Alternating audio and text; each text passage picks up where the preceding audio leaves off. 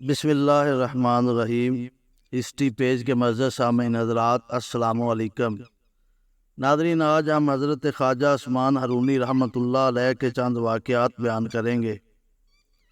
اس سے پہلے ہماری ریکویسٹ ہے کہ آپ ہمارے چینل کو سبسکرائب کر لیں، ویڈیو کو لائک کر لیں تاکہ اس طرح کی مزید اچھی ویڈیو آپ کو ملتی رہے۔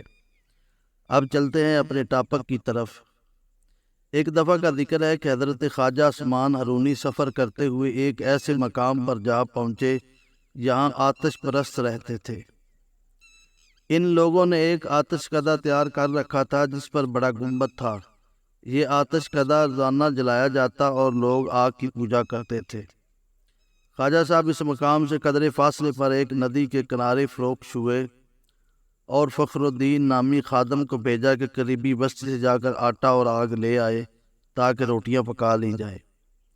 خادم بستی میں گیا، وہاں سے آٹا خریدا، پھر آتش کدہ کے پاس آیا اور آتش پرستوں سے آگ مانگی۔ پجاریوں نے آگ دینے سے انکار کر دیا۔ خادم آگ کے بغیر واپس آیا اور خواجہ صاحب سے پورا واقعہ بیان کر دیا۔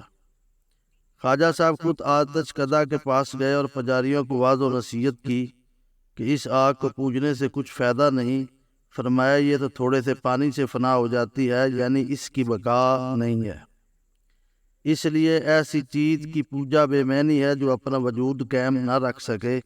پجاریوں نے جواب دیا، آگ کا وجود بہت عظیم ہے، لہذا ہم اس کی پوجا کیوں نہ کریں۔ خواجہ صاحب نے فرمایا، تم اتنی مدت سے اس آگ کو پوج رہے ہو، ذرا اپنا پاؤں اس میں رکھو اور دیکھو تمہیں جلاتی ہے یا نہیں۔ وہ بولے کہ آگ کی خاصیت ہی جلانا ہے، پھر یہ ہمیں کیسے نہ جلائے گی۔ غرض وہ لوگ بحث میں پڑ گئے اور خواجہ صاحب کے ارشاد پر کوئی توجہ نہ دی۔ تب حضرت خواجہ عثمان ہرونی رحمۃ اللہ علیہ نے اپنا ہاتھ آگ میں ڈال دیا اور آپ کے ہاتھ کو آگ نے نہ جلایا، جسے دیکھ کر وہ لوگ متحیر ہو گئے اور آپ سے متاثر نظر آنے لگے۔ بعد ازاں انہوں نے واعظ و نصیحت فرمائی اور سب کے سب طیب ہو کر دائرہ اسلام میں داخل ہو گئے۔ ایک مرتبہ کا ذکر ہے کہ ایک بوڑھا شخص نہایت ہی پریشانی کے عالم میں خواجہ عثمان ہرونی رحمۃ اللہ علیہ کی خدمت میں حاضر ہوا۔ آپ نے اس کی طرف دیکھ کر دریافت فرمایا کہ کیا بات ہے، تم اس قدر پریشان کیوں ہو؟ بوڑھے نے کہا، 40 برس گزر چکے ہیں، میرا ایک بیٹا تھا جو گم ہو گیا، اس کے بارے میں مجھے کوئی خبر نہیں، وہ زندہ بھی ہے یا مر گیا ہے۔ آپ کی خدمت میں اس لیے حاضر ہوا ہوں کہ آپ دعا کریں کہ اللہ تعالیٰ مجھے میرا بیٹا واپس دے دے۔ حضرت خواجہ عثمان ہرونی رحمۃ اللہ علیہ نے اس بوڑھے کی بات سنی تو مراقبہ میں چلے گئے۔ کافی دیر کے بعد آپ نے مراقبے سے اپنا سر اٹھایا اور حاضرین مجلس سے فرمایا کہ آؤ ہم سب مل کر اس نیت سے دعا کریں کہ اس بزرگ کا بیٹا اسے مل جائے۔ چنانچہ سب لوگوں نے دعا کر لی تو آپ نے اس بوڑھے شخص سے فرمایا، جاؤ تمہارا بیٹا تمہارے گھر آ چکا ہوگا۔